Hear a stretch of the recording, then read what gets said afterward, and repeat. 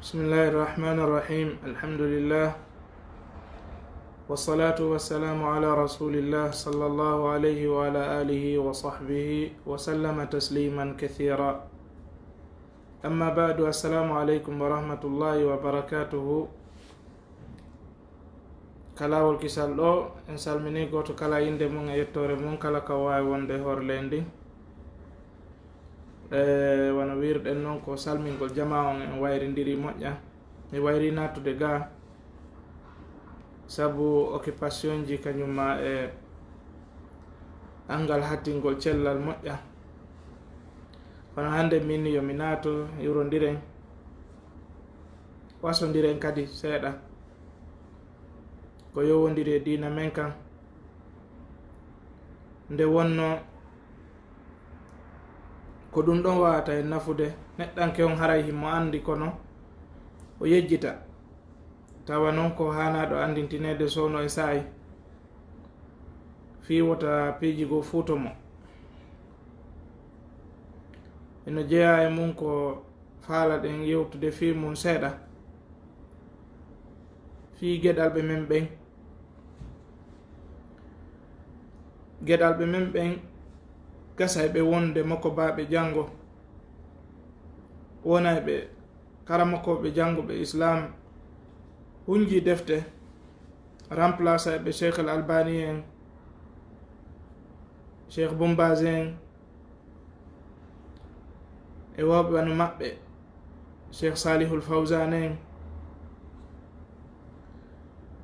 ko non woniri kadi ko ɓe woni ɓiɓɓe ɓe tawata ɓe janɗoya ñande goo ɓe helli feeɓe wona makko ba, ta ko kamɓe wonoyta ministre ɓe, ambassadeur ɓe, président ɓe, ko kamɓe wonoyta docteur ɓe, ñawdoɓe yimɓe, ko kamɓe wonoyta e none man e golleji ko yowodiri kon e fe aduna on ɗo kañum may lahara. no fota so tawi hawri on tuma hiɗa wuuri ma si tawi an a maayi, ɓen ɗon ɓiɓɓe ma ɓe wonoya goɗɗo ñande goo. joni noon kono waɗirɗa ɓiɗɗo ma on ma no jogitorɗa ɓiɗɗo ma on wo, ko noon o yaltiroyta ko hasi kon. ko ɗum waɗi ananayi arabuɓe ɓen hino inna ko ɓuri moƴƴande pay gungo ko waɗi ɗum kon mawɗo makko on, mana ko mawɗo makko o woni e wadde kon wonde makko ɗum ɗon ɓurimo moƴƴande. joni noon ɗum ko si hawrodiri mawɗo makko on no wadde ko moƴƴi. si tawina ɗum nelaɗo sallllahu alayhi wa sallam jibinano tawi bappa maɓɓe ala e ko moƴƴi kon, kono ɓe jokkali bappa maɓɓe mum. ko noon woniri kadi annabi ibrahima tawno baba makko ala e ko moƴƴi, kono jokkano babe makko ɗon. kono annabi yusufu kañum ko honno wino, o wi wattabatu millata abai ibrahima wa ismaila wa ishaq ma kana lana an nushrika billahi min shay'in dhalika min fadlillahi alayna wa ala nnasi walakinna akthara nnasi la yashkurun. kanko jokki mawɓe makko ɓen fi honnum sabu o wowli kon ɗum woni ko tawri mawɓe makko ɓen kon. joni noon neɗɗanke on ino hani newde fayɓe mum ɓen o neya ɓe nedi moƴƴiri. so o holli fayɓe makko ɓen neɗɗo koyo o bonu, o jiiɓo, o halko, o waɗa piiji ko hana, ɓay kunkun kadi ko ɗon rewata. ma haysi tawi kanko o rewoyali ɗon, kono o hutotoma an mawɗo makko on ha ñande o holtakoma abadan. haray no jeeya e piiji ko hollata paykum makum, tawde a ekkintinaymo ko wiyete duŋinagol ndeno naata ka suudu, on tigi konka, on tigi salmina, on tigi habbo. seydna abdoullahi ibn masudi radiallahu anhu ñande go arduno e fayɓe makko ɓen, o fokkiti naatugol tum fayɓe jokki naatugol. o inni dare ka yaasi, ɓe dari. o inni salmine si naato, inni a ɗo wona kamen ni. o inni o hiɗon faala yiide nene mon o waɗa conci, inni o way, o inni salmine naato. ɓe salmini,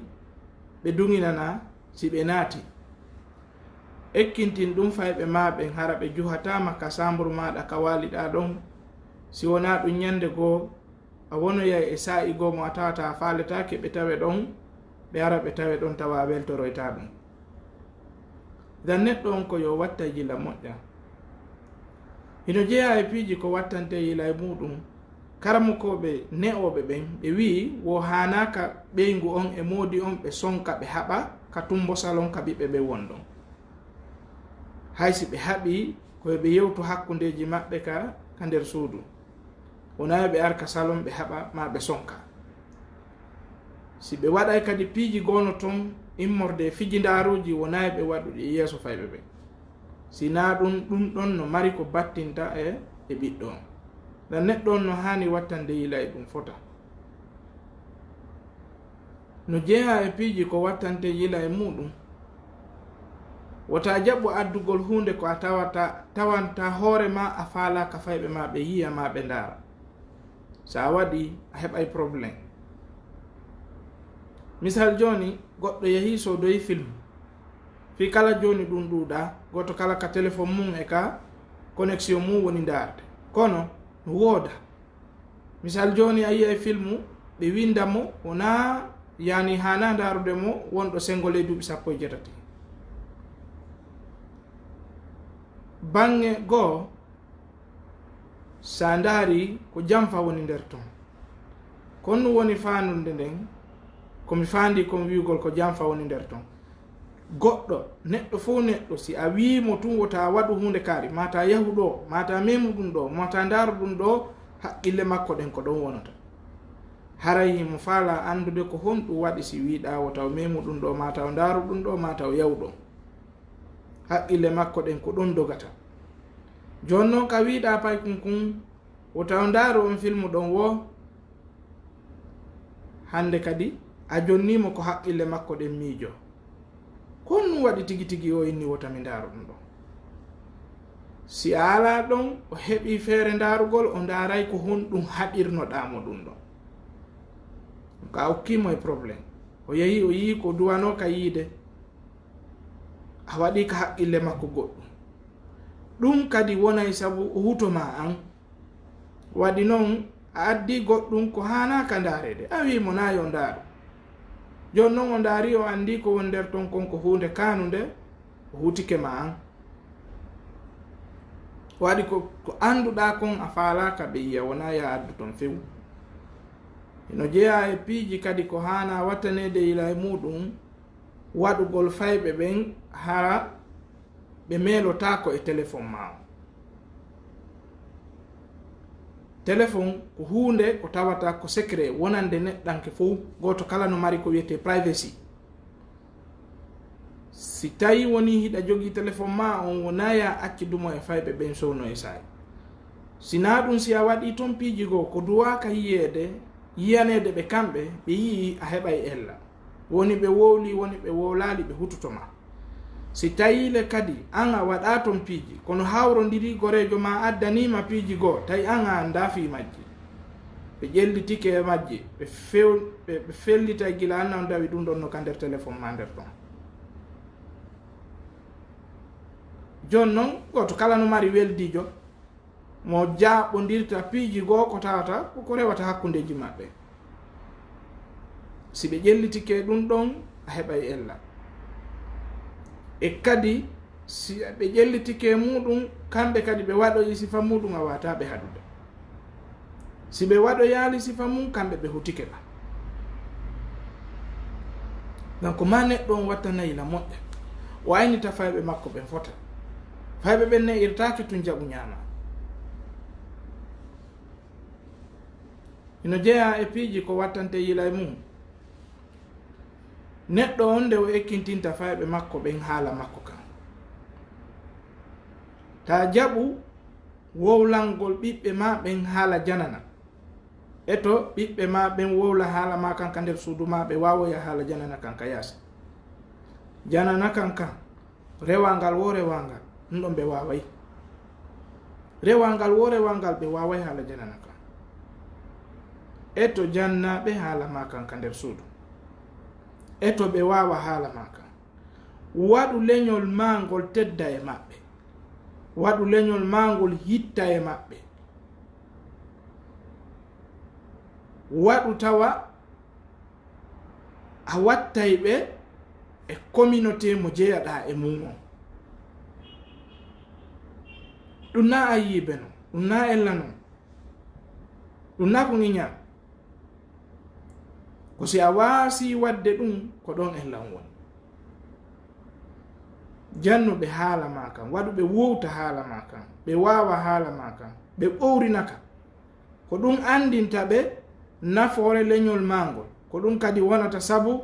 ɓe yurme leñol mangol, ko ɗum wonata sabu ɓe yiɗa leñol mangol, ko ɗum wonata sabu ɓe yiɗa siɓɓe maɓɓe ɓen.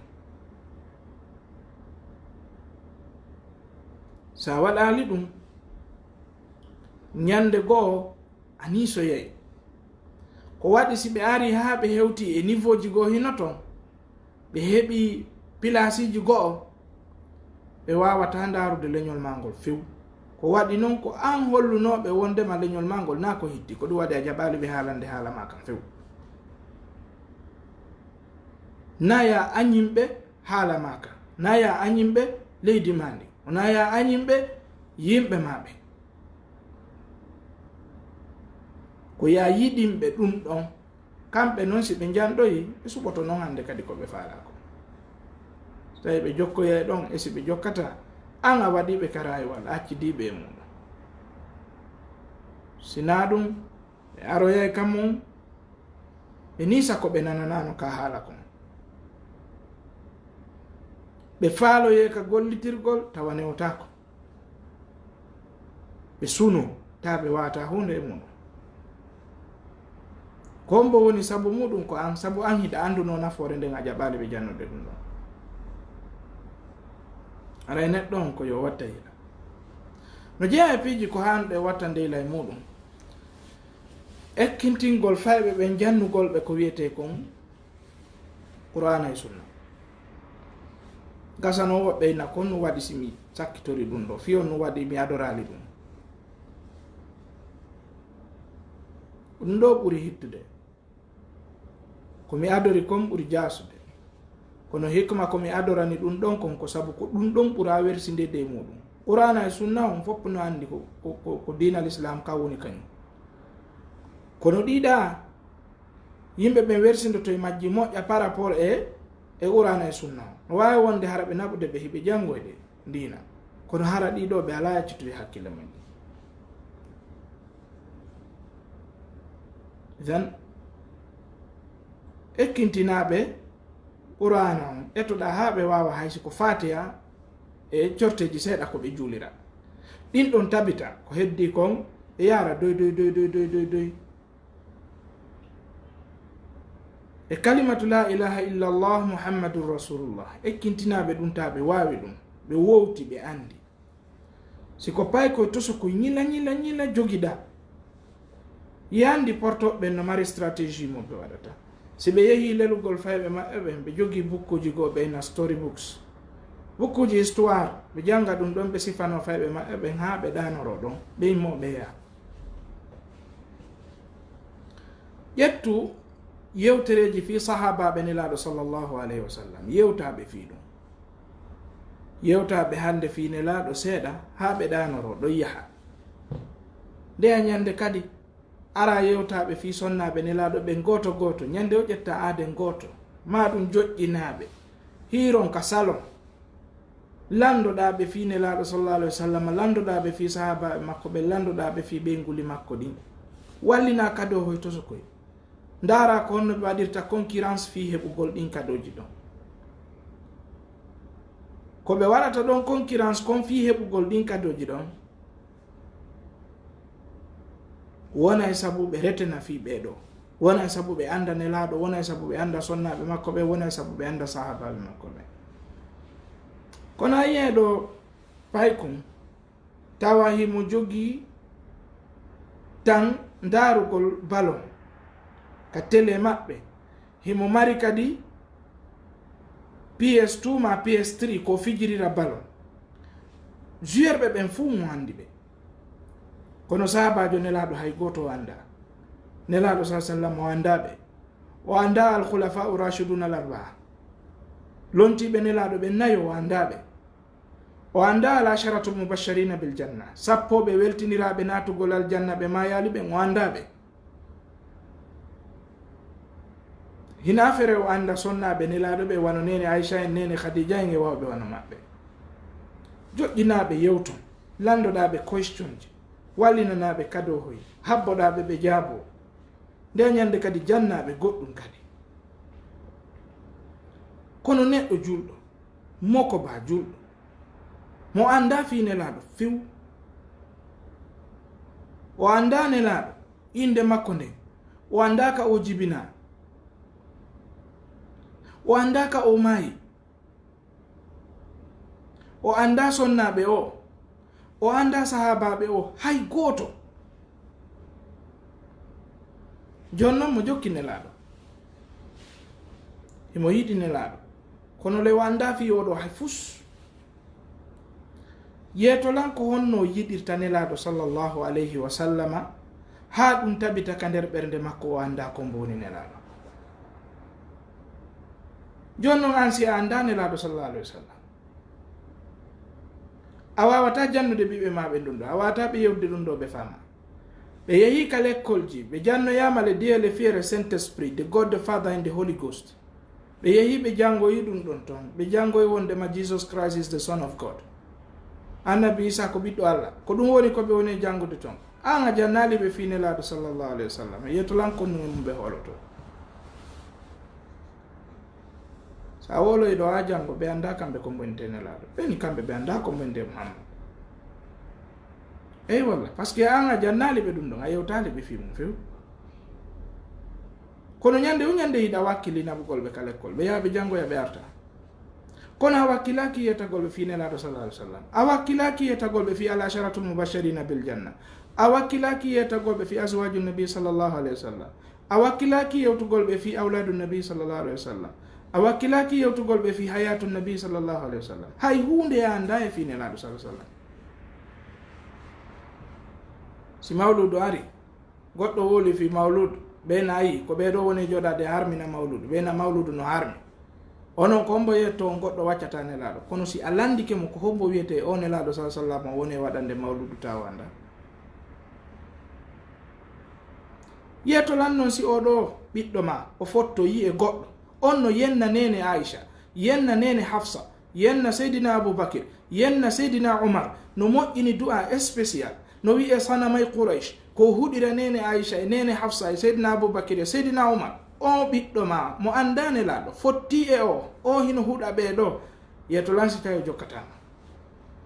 neɗɗo nodditiɗo kañum ko julɗo o salligoto o juula mo wiide la ilaha illallah Muhammadou Rasulullah himo moƴƴini du'a spécial no wiye sanamay Quraysh o huɗay nela o huɗay Seydina Aboubakir e Seydina Umar e nene Aisha e nene Hafsa ñande wo o ɗaɓɓira ɗum ɗon baraji an a yetaki ɓiɗɗo ma on fi sahabaɓe nelaɗo ɓen o fewa fottude e ɓeɗo ɓe yeehi jango waroya o yettoma Qur'anare nde wonɗa jangude nden timma jango waroya o yettoma nene Aisha ko jeenowo jango aray o yettoma Seydina Aboubakir ko janfiɗo ƴetti lontangal jango aray o yettoma Seydina Jibrilu o numɗa ko ali yawduwano jonnude annabaku ngu mo ƴetti o jonni nelaɗo ɗum ɗo kaka nder julɓe ɓe ɗumanane kaka nder ɓe wona tawatanaɓe julɓe hulu bone ɗum ɗo ƴettu fayi ma ɓe neyaɓe neddi islam yewtaɓe fi sunna holluɓe gonga on waɗaɓe yiya ɗum ɓe faama ɗum hande ka wetata niɓɓa ɗo wota goɗɗo jaɓo wonugol huɗo ɗatal kala sakkitorɗo makko kanko jeyma ɓeɗo ari hande ɓe yennay nene Aisha ɓe yennay nene Hafsa pen e pen ɓe yenna nelaɗo sa sallam ɓeyna farju nelaɗo sa sallam naatu e yiite ɓe hoyna nene Aisha radiyallahu anha mo suratu nuri jippi fawqa sabi samawat ari laɓɓinimo ɓe ara ɓe hoyna heɓe jogi sanamay Quraysh allahumma an sanamay Quraysh wa jibtayhima wa ibnatayhima wa ifkayhima ɓe janga o du'a ɗo ha o jofata ko Seydina Aboubakir e Seydina Umar e nene Hafsa e nene Aisha woni ko huɗa e nder makko ɓeyna ɓe ɗaɓɓirde ɗum ɗon baraji yetta ɓiɗɗo ma inna machallah ɓeɗo koɓe julɓe ɓeɗo no hunji qur'an ɓe naɓɓe toon mi jannoyaɓe toon naɓaɓe toon ɓe yaha ɓe janna ɓe ɓay kum ma kum aroya nde a ñande fuɗɗoma yetade nde qur'anare nde wonɗa janngude ɗo timma yettolankon no heɓɓitoroyta ɗum eto andinaɓe goonga on ne ufayɓe ma ɓe needi l'islam hollaɓe ko Allah yamiri kon e ko nelaɗo makko yamiri kon ko alda e hoynugol alda e piyugol alda e ɗalugol alda e raɗagol alda e taƴagol yewtiraɓe doyi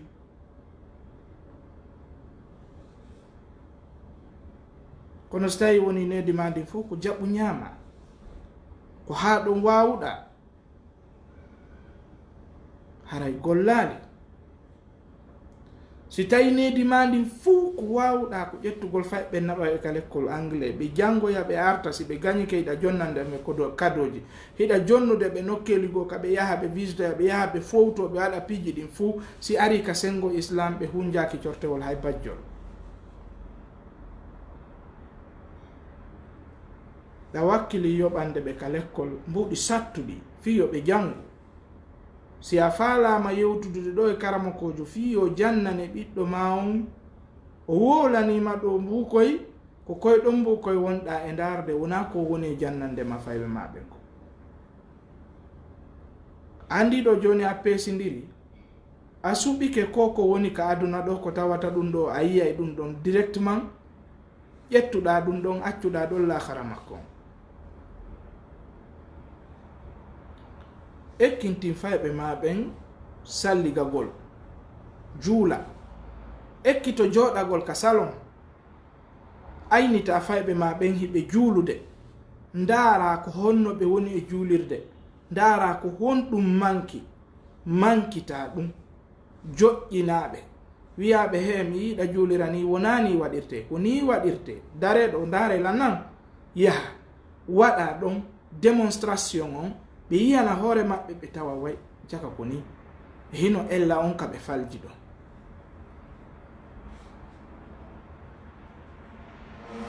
jeeya piiji kadi ko hanuɗa watta ndeyla e muɗum a duwaka wonde gayuri ka nder suudu maɗa sina ɗum a famodirta e fayɓe ma ɓen abadan so a hewti tun goto kala heƴi e pake haray gasali ko si a hewti koye ɓe jaɓɓoma jooɗo yewti ɗon landoɗaɓe anda kon nu woni koɓe faala anda kon num ɓe feƴƴini kamɓe kadi ɓe landuma fijon jalon on tuma nun yetoɗaɓe koɓe gasta wadde ko naya carimɓe no jeeya e ellaji goo ko mawɓe ɓen watta kon ƴettugol sonnaɓe kipoɓe fayɓe maɓɓe ɓe kono noon ɓen sonnaɓe ɓe woni e ƴettude ɓen sonnaɓe na huloɓe Allah few ɓe anda dina few ɓe anda wetiniɓɓi fana heewa ɓe yetta ko ɓe fayɓe juulo alansara heewa ɓe yetta ko ɓe yoɓe juulo futuro ɓaɗo ɓe yetta ko ɓe yoɓe salligo noddinte ɗon ɓe yetta ko ɓe noddinama sa e hewta e janngugol ɓe yetta ko ɓe yoɓe retto defte maɓɓe ɗen ko si ɓe jonniɓe ɓe ñaami ɓe yallotike si tawi ɓe mari homework ko ɓe duwa wadde ka suudu ko ƴetta ka l'école ji ko ɗum ɗon ɓe yamirta ɓe huwu si ɓe huwi ɗum ɗon kamɓe haray wajibi maɓɓe on timmi ɓen sonnaɓe ɓe waddi ɗon tata hay ɓe juulta aslan kon to habbiɗa yo ɓen ɗo yeeto ɓeeɗa e ɓe juulo jiwum maako o yaha ha o heɓa duuɓi 12 13 14 15 jeego jeɗɗi jetati hara himo e juuɗe ma himo ka suudu ɗon tawa wawali andude si ono wawi lotagollol ngal e mbawersindike ngu laamu ma e mbale ko ɗo halfinanoɗa ko ɗo ayninanoɗa an o sonnajo ko ɗo halfinaɗa ka suudu modi ma ko ɗon ayninaɗa ko ɓen ɓiɓɓe ayninaɗa ko ɓe wi wal mar'atu ra'iyatun fi mali zawjiha wa ahli kanko aynina kanko hiwina, kanko kipina, kanko ko ruwayo makko on non, ko kingdom ma on non, ko ɗon laamiɗa, ko ɗon dirisata, ko ɗon yamirta, ko ɗon haɗata. ya jooɗo non haa jiwo ma hellife, ta wata lotade longal. oɗo wuppoya o laaɓa, ta wawa lotagol longal. o hoyɗito mani yu heɓa mo, o yaha o looto, o arta o jokka sayi, ta wawa lotagol longal. sayi juulugol hewta yiya on no waɗi jilpaba, waɗi tiggare, ya dara ko salon ɗon juula. tawa fil haqiqa o laaɓa, kono an a tefaali anda. o jombe o yaada e mum kadi wonon ko ɗon ayninanoɗa. e mbayni wote nge waali, ayni wote nge waali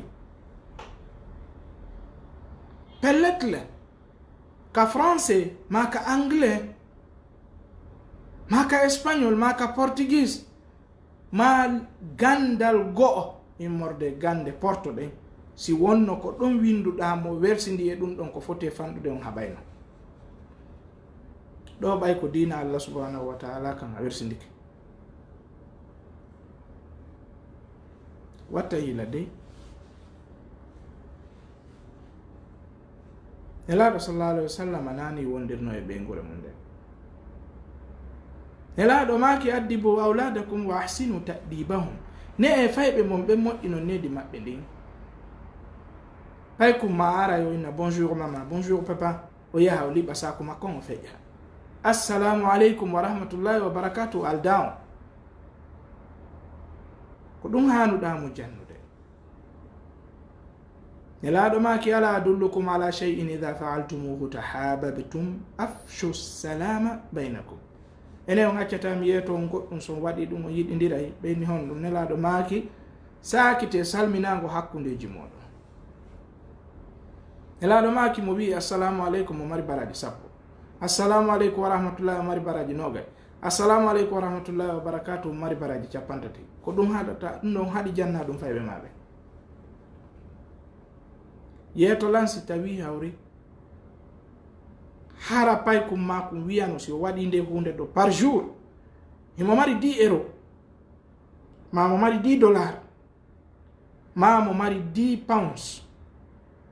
taw si o waɗayno sama kala e ɗum par jour,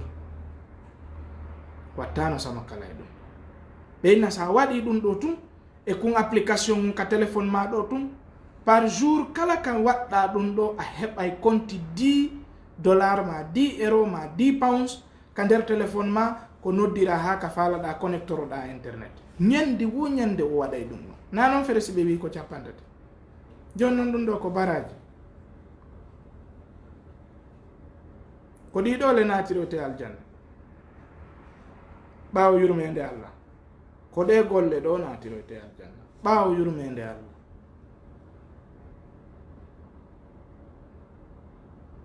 donc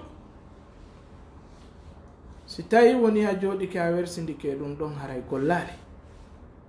hollu fayɓe ma ɓen kadi neɗɗo ko teddinte ɗum, ɓe hani teddinde mawɓe maɓɓe ɓe. andinɓe qur'ana on ko ɗum wi, wala taqul lahuma uffin wala tanharhuma wa qul lahuma qawlan karima واخفض لهما جناح الذل من الرحمة وقل رب ارحمهما كما ربياني صغيرا. holluɓe mawɓe ko teddinte ɗum.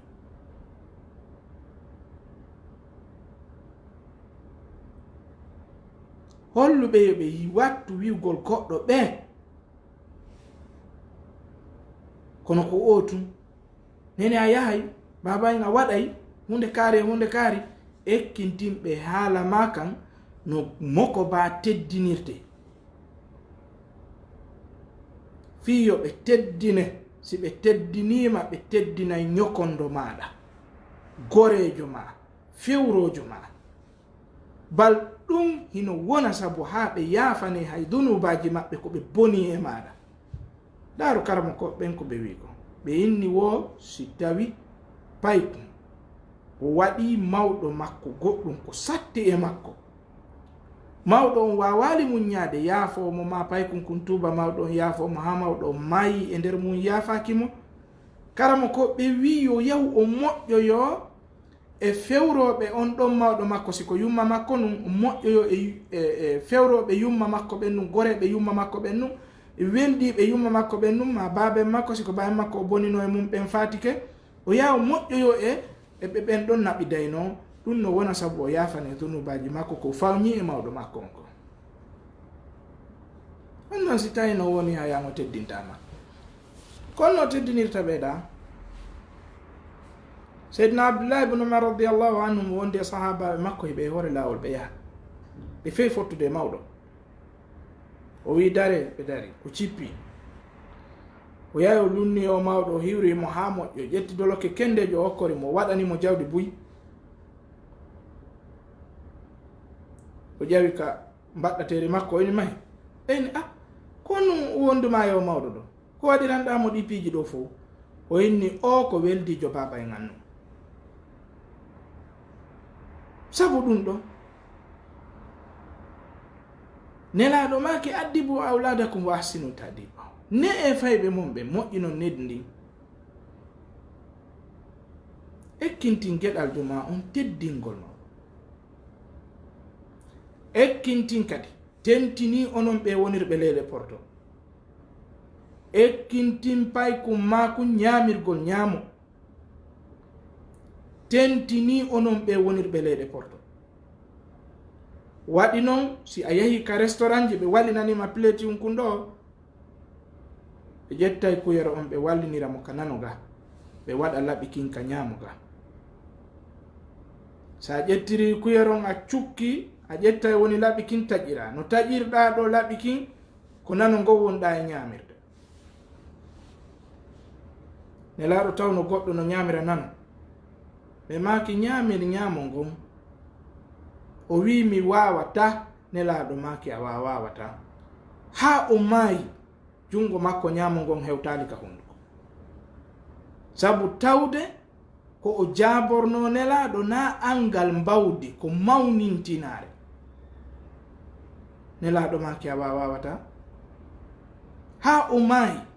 o wawali ñamirgol ñamo jungo ngon halka ɗon fi ñamirgol ñamo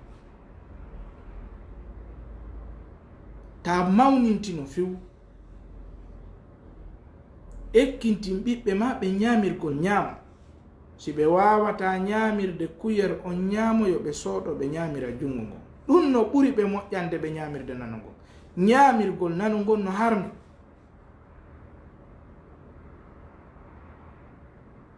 joni noon si on yahi ka restaurant on jooɗi keyɗo ñamude ɓe ɓannani on piletije ɓe waɗani on laɓi ɓe waɗani on kuyerji ɓe wallinay kuyer on ka nano yeto ɓe wattitu yo ɓe yiltidira ɓe yiya waɗa ɓe yiltidira kono a yiyay ɗo hay nene ɓe go ma babaɓe go ɓenna min si ko kuyer mi ñamiri mi wawata ñamirde ñaamo haray ko mami ñamira nano ko obligatoire awa ɗum no hulɓini ekkintinɓe ɗum ekkintinɓe kadi laaɓa ta on tigi no laaɓi souvent o looto ha laaɓa o watto conci moƴƴi nelaɗo maki inna allaha jamilun yuhibbu ljamal allah ko labaɗo emo yiɗi ko laba ekkintin fayɓe maɓe wattagol conci kendeji ekkintinaɓe kadi hara conci ɗin no laaɓi ɓandu ndun no laaɓi nelaɗo maki attahara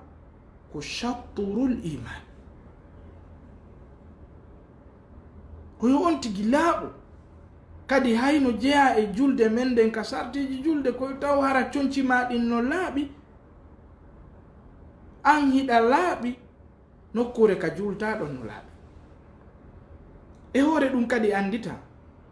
si tawi woni président de la république e leydi ka wonɗa ɗon o noddima o wi hande lam faala yen yiidu yewtere personnel ka bureau amma ka suudu pelletti musidɗo julɗo pellet beyond any reasonable doubt, bila adna shakkin, a yadata e ɗin conci ɗi yiɗuɗa golle ɗo yiidu golle makko, ko añuɗamo o, ko yawiɗamo o, a yadata e ɗin conci ɗo,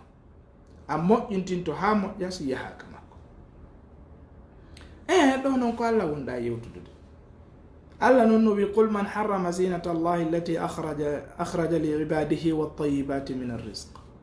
Allah wi nokku goo, ya ayuha alladina amanu khuzu zinatakum inda kulli masjidin. ƴette conci mon ɗin.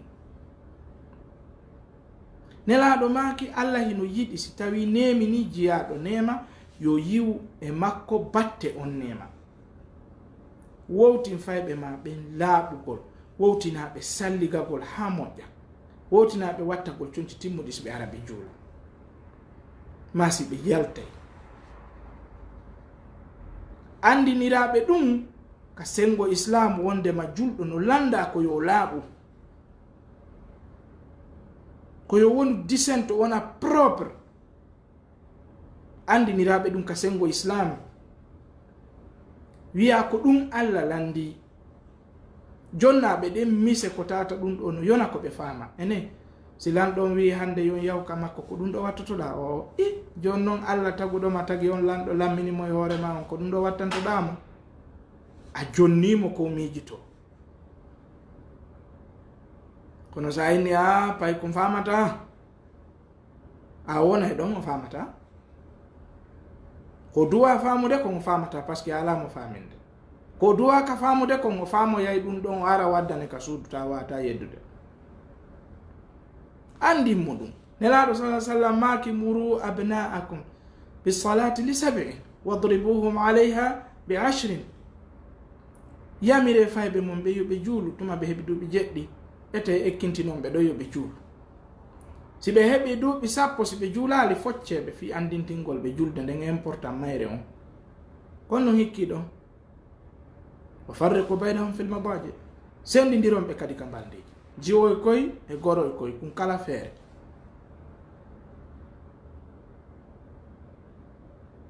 Ɗum haani rentina jiwɓen juhugol sukaɓɓen mana ka payko to sokoy, rentina jiwum kun e juhugol paykun gorum kun hara hikum ɓorti hikun sansade ma hikun iwi lotagol kun ari hikun wattade. Rentinamo juhugol mo, rentina kay suka on kun juhugol jiwum kun kadi hara himo ɓorti mo sansade. Ɗi fuu ko neediji ɗi tawata hiɗa hani andinde ɓiɓɓe ma ɓen hakkundeji mon ka nder suudu ekkintinamo.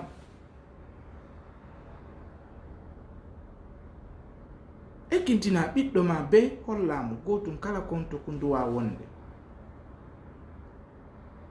Fiyo ɓe janɗi doye ɗum ɓe wowta ɗum. Ono so tawi woni ko an woni hokkowo ɓe probléme on ara en hulɓini. Saloɗa kadi ekkintingol ɓe wowlugol fenade, ekkintinɓe wowlugol goonga haysi hoore taƴay wota ekkintinɓe wowlugol fenade. In the sense joni so tawi woni an e goɗɗo gorejo ma hiɗon haaldi hara ɗon yawodiri moƴƴa, ɗon haaldi o aray kama ɗon anni fayɓe ma ɓe yoɓe yettomo wonde ma ala ton e hoore le hiɗa nder ton, ara heɓi probléme. Ko waɗi noon a yettike ɓe wonde may no hana fenede, fenade le no harmi, fenade no harmi hana fende.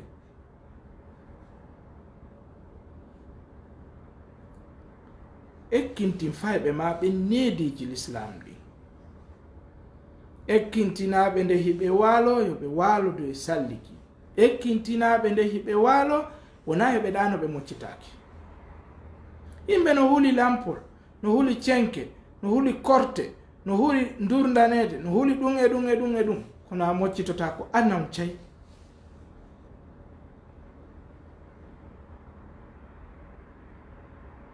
Jon noon Allah subhanahu wa ta'ala no inni no cippini ka Qur'ana ton ko ñawditorte. Wa nunazzilu min al-Qur'ani ma huwa shifaa'un wa rahmatun lil mu'minin. Meɗen jippini ka Qur'ana ton ko ñawdi torte e yurmede wonande neɗɗo gonɗinɗo. Fayɓe maɓe si ɓe maƴi jemma o ɗenƴike o reyreyti o fesi exemple siko boobo kecco mo waali takko ma o maƴi o reyreyti hara o hoyɗi goɗɗum ko hulɓini non alamu moccude.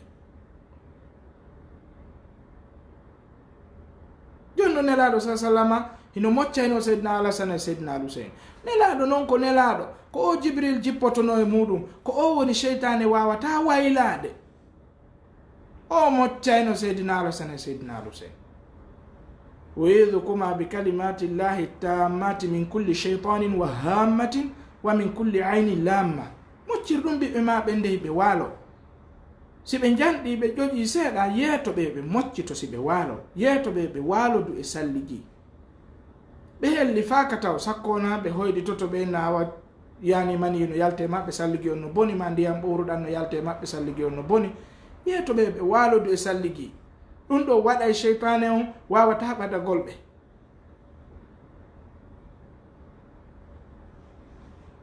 ekkintinɓe kadi huɓɓingol qur'an ka suudu ka chambre maɓɓe hara ɓe huɓɓini qur'ana kono no hawri hay ɓe townu ha tawa kamɓe tigi hiɓe sonjade ma ɓe sonja wonɗo ɗa yoɓe huɓɓin kadi noon qur'ana ka suudu toujours haray qur'ana heno huɓɓi cheytane wata ɓadade suudu ndun. kono sowno e sayi yimɓe no huli tun kañum jinna cenke lampol korte gite ɗum e ɗum. honno an kadi noon wonɗa wadde est ce que ɗan moccitade siɗa waalo est ce que ɗa waalodude salliki est ce que ɗa jangude adkaru sabaha e masa est ce que ɗa jangude ko yaltirte e ko natirte est ce que ɗa jangude ko wattorte conci est ce que ɗa jangude ko wiyete kafaratul majlis ainsi de suite. no woodi du'aji bus ko wallina. nelaɗo landi seydna omar bun al-khattabi concol ngol wattiɗangol ko kesol kako kingol. seydna omar maki ko huppangol. nelaɗo sallallahu alaihi wasallam jangani mo du'a ko goɗɗo watti conci. ɗin du'aji no heewi tawawi jangande goɗɗo. ilbis jadidan wa ish hamidan wa mut sa'idan ɗum ko du'a. ɗum jangana hoorema ko sodanɗa hoorema concol ngol ɗa watto.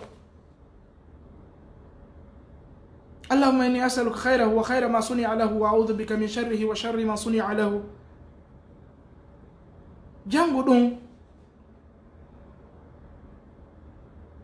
hara fuɗɗike bismillahi allahumma anta rabbi anta razaqtanihi allahumma inni asaluka khayrahu wa khayra ma sunia lahu wa a'udhu bika min sharri wa sharri ma sunia lahu. bal nelaɗo accali hay fus ɓe yewti hay hakkude goɗɗo e ɓeygu muɗum si ɓe wondi e mbaldi ko ɓe jangata. kono rasul sa sallam acci iko min e mayne ɗum no hersini e ɗo goɗɗo nayi memuɗin ɗon ɗum e ɗum goto kala no andi ɗum ɗon kombo andi ɗum. nelaɗo sa sallama jannu e fiye faam ɗo fof ko fiya hiw fayɓe maɓe. nelaɗo maki kala janguɗo o du'a ɗo o hawri e sonnajo makko e mbaldi o heeɓi e muɗum reedu cheytane wawata on bobo ɗon. an a yawiti ɗum.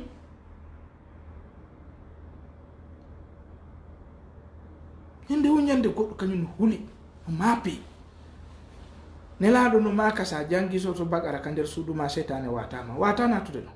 fanɗi o balɗe 40 ko jelo e men no wawi suratul bagara taw hara no fontude qur'an on janga boy ko jelo e men wawi taw ɗum ko probléme.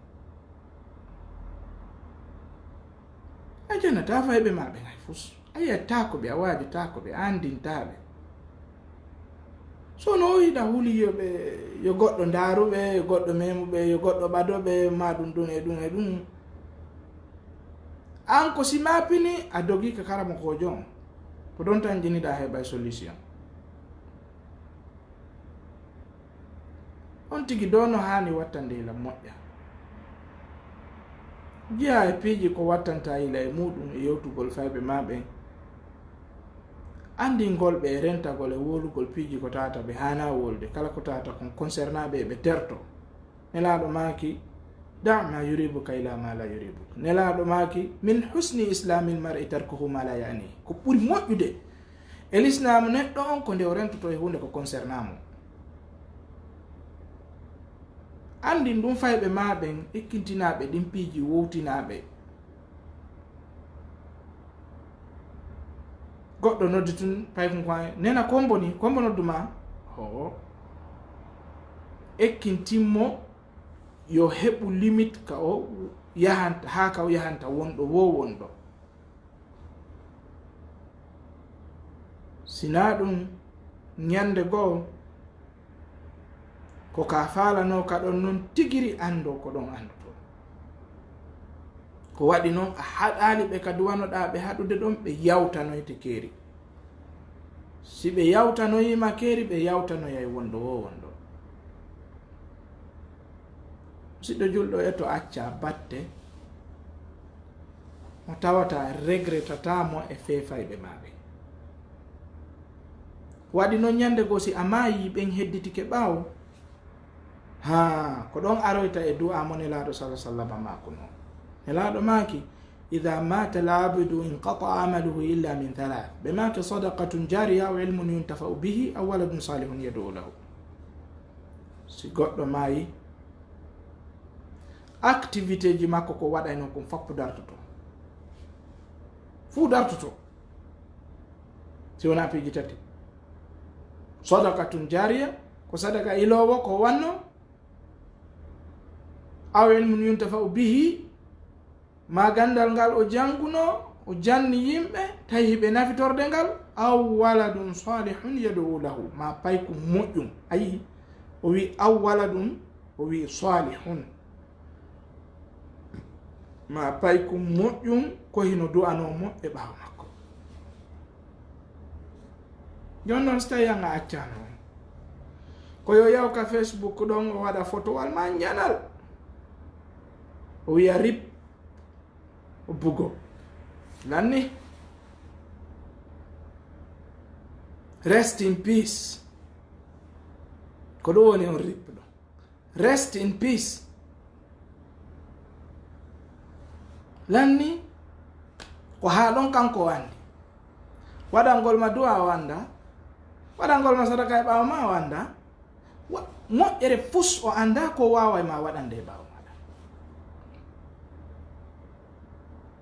Ko ɗo noon habbiɗa no waɗanma du'a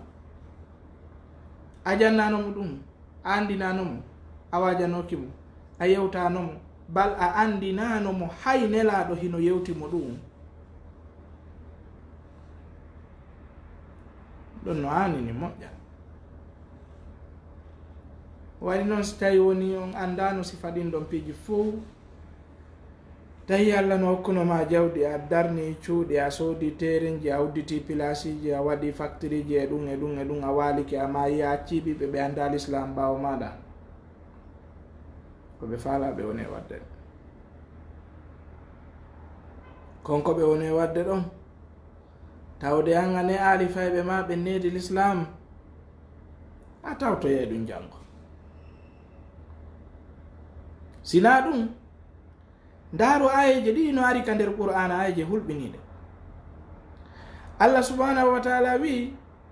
walladhina amanu wattaba'atuhum dhurriyyatuhum bi imanin alhaqna bihim dhurriyyatahum wa ma alatnahum min amalihim min shay'in kullu imri'in bima kasaba rahin. ɓen gonɗinɓe jokki ɓe gonɗinal maɓɓe ngal alladhina amanu wattaba'atuhum dhurriyyatuhum bi imanin ɓe jokki ɓe gonɗinal maɓɓe ngal ɗon ɓeygure maɓɓe nden jokki ɓe ɗon alhaqna bihim dhurriyyatahum min hawridiroyaɓe min hawtitoyaɓe min hiɓɓidiroyaɓe ka aljannaji wa ma alatnahum min amalihim min shay'in kullu imri'in bima kasaba rahin.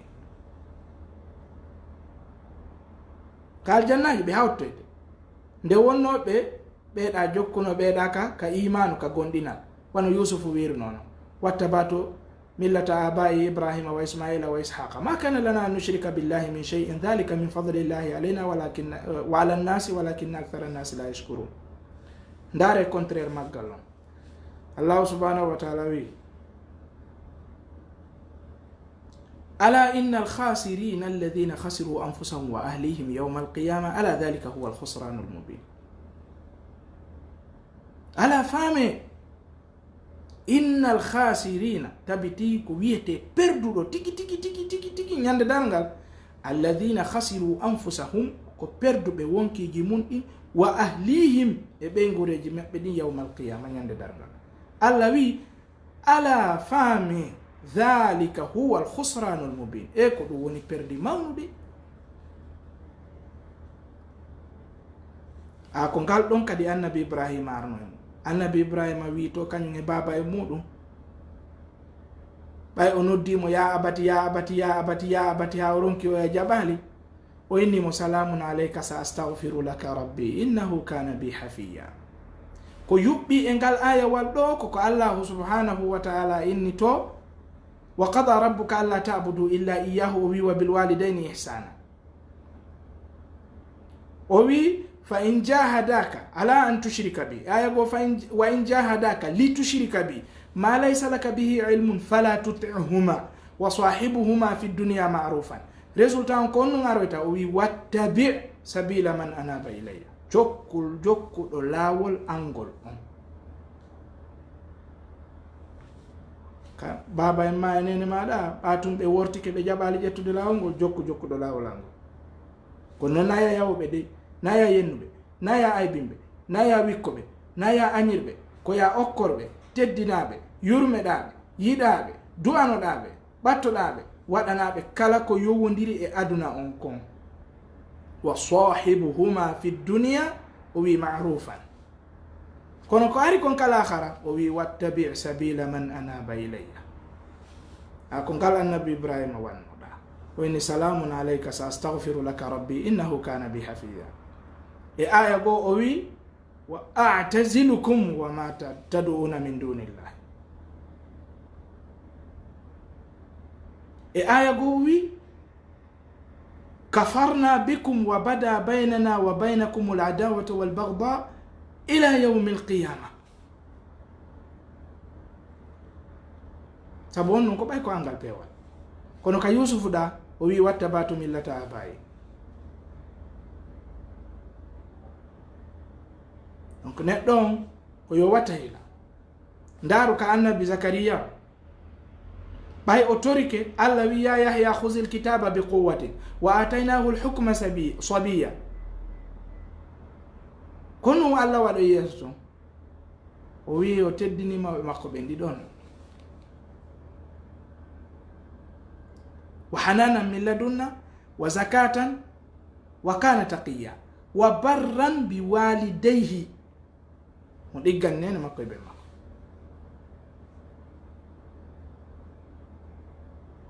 ko ɗum ɗo hanuɗa ne irde feɓe maɓe joni noon goɗɗo no wayinude ɗo he min noon ɗum ɗo fof mi wawata ɗum ɗo min janggal ɗum ɗo few mi wawata ɗum ɗo fes eywa gasi probléme ala kono solution no woodi solution on ka heɓɓe ka ɓe jangata islam on ɗon ɓe janga si ɓe arti landoɗaɓe ko ɓe jangoy kon ko janguɗa kon ka anglais ma ka français immorde e pine pratiquera ɗum ɗon e côté islam on janniraɓe ɗum ɗon ka islam wiya ko ɗum ɗo allah yamiri ko ni allah wiri ko ni nelaɗo makiri ko ni lana makiri eltiraɓe noon holliraɓe noon seeɗa seeɗa ta kala ko ɓe watta kon ta no yaadi e islam on e pinal islam on ɓe nayi accituɓe ni tun inna ɓay mi anda halas anda eywa anda mi naali mayɗa andi kono noon naya jooɗo kadi ndaara ɗon aynta ɗon tun ɓe yaha tun ɓe yaha sina ɗum natija on résultat on a heɓoyay ko a falano ka yalla dando en ɗum siɓe julɓe tedduɓe haray mi natono salmingol on mi hiwro on ɓay en wayrindiri moƴƴa hono mi innirno noon hari tanji ɗin no bitti kadi cellal ngal no manki seeɗa ko ɗum waɗi mi ɗuuɗa natude fewn ɗo ga haray koye goto inchallahu taala mi salmini jama on lawol kisal foop lay hajja ñippi en ha hewti e modi mamadou aliou e modi oumarou e ɓeygoreji maɓɓe ɗin e auditeur ɓe lawol kisal ɓen fo ka télégramme ka whatsapp ka radio international belgique ka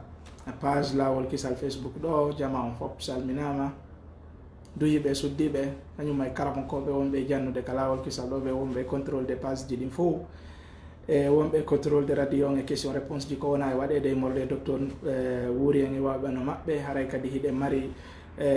nde a vendredi re aroyore inchallahu taala cheikh Ndiare haray ɗen tañƴiniɓe bawgal jomma tabaraka wa taala so tawi ko ɗum Allah huuri en cellal no woodi haray ɓe natoya ɓe waɗana en yewtere haray jama on koyo noto ka radio moƴƴa e wawen nafitorde karama koɓe men ɓen nde wonno ko ɓen ɗon Allah subhanahu wa taala hawtiti en e muɗum